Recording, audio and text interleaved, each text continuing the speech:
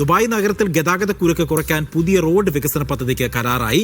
2.3 kilometre നീളത്തിൽ പാലങ്ങൾ ഉൾപ്പെടെയുള്ള പദ്ധതിക്കാണ് ദുബായ് റോഡ് ട്രാൻസ്പോർട്ട് അതോറിറ്റി കരാർ നൽകിയത്. 2028 അവസാനത്തോടെ പദ്ധതി പൂർത്തിയാകും. ദുബൈയിലെ നിരവധി താമസ മേഖലകളിലേക്കുള്ള ഗതാഗതം സുഗമമാക്കാൻ ലക്ഷ്യമിടുന്നതാണ് പുതിയ റോഡ് വികസന പദ്ധതി. അല്ലവീർ റോഡ്, അൽമനാമ സ്ട്രീറ്റ് എന്നിവ ഉൾപ്പെടുന്ന Sheikh Zayed bin Hamdan Al Nahyan street intersection വികസനമാണ് ദുബൈ RTA ലക്ഷ്യമിടുന്നത്. പദ്ധതിയുടെ ഭാഗമായി Sheikh Zayed bin Hamdan Al Nahyan സ്ട്രീറ്റിന്റെയും അല്ലവീർ റോഡിന്റെയും ഇടയിലെ റൗണ്ട് അബൌട്ട് വ്യത്യസ്ത ഇന്റർചേഞ്ചാക്കി മാറ്റും.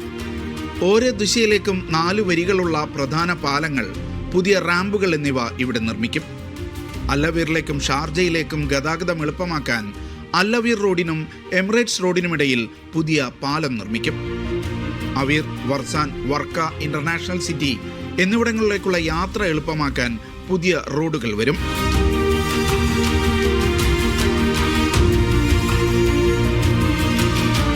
നിലവിൽ മണിക്കൂറിൽ 5200 വാഹനങ്ങൾ കടന്നുപോകുന്ന റോഡിന്റെ ശേഷി 14,400 ഉയരുമെന്നാണ് വിലയിരുത്തൽ.